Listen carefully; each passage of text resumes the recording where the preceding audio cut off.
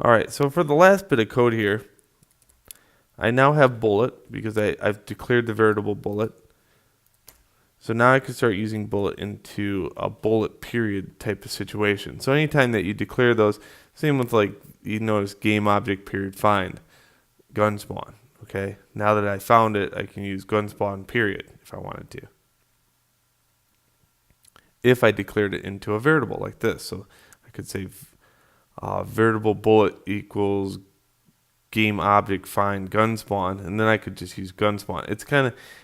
That's the trickiest thing about teaching this stuff, is starting to get students to understand that once you declare a variable, the variable comes in, and now the variable becomes an actual transform period or bullet period rigid body in this case. So I can start pulling examples from that. Again, as time goes on, you'll see what I'm talking about. So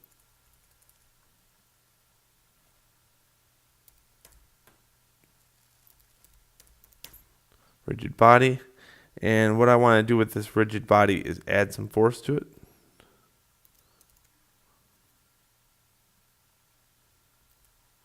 And here's where some of our lessons come back from the last project. It's going to be called transform period forward. Remember, we use transform period right or rotate period right. Okay. And there was vector 3 period right. So, and what we want to do is cast this thing forward at a very substantial rate. So, being a nerd, it's going to be 2,000 or 20 million, but you got to be able to see it. So I'm going to have to limit my thing down to 2,000 just to show it in the video. So there we go. I'll save. All right, so that should be enough if everything's coded correctly to be able to hit play.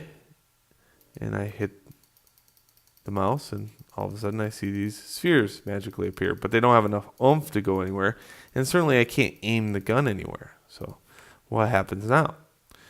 Well, I'm going to steal some script here because I don't think I should have you write this just yet. It's a little foreboding. So here's your gun. I'm going to use the camera script called mouse look, and that will give me the ability to rotate the gun around. And there we go. I hit that and it started spinning. And that's very boring. So what else can I do to make this a little bit more interesting? Well, as I'm hitting this, as I'm hitting play and I'm hitting fire, watch what happens. Over in my hierarchy, see all the bullets that show up? Lots of them. Lots and lots of them. So if I keep firing at this rate, sooner or later, Unity is going to start slowing down.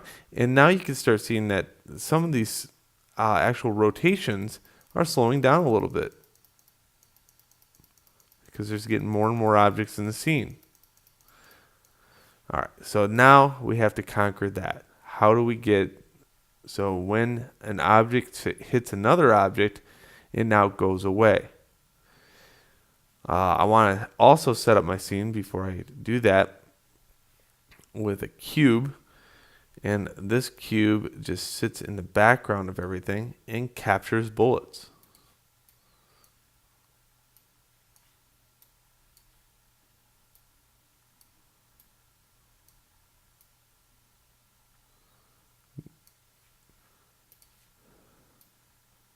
Just like that. And really, I don't need it to have a mesh render. So I can hit that, and it can live back there, and bullets can bounce off of it.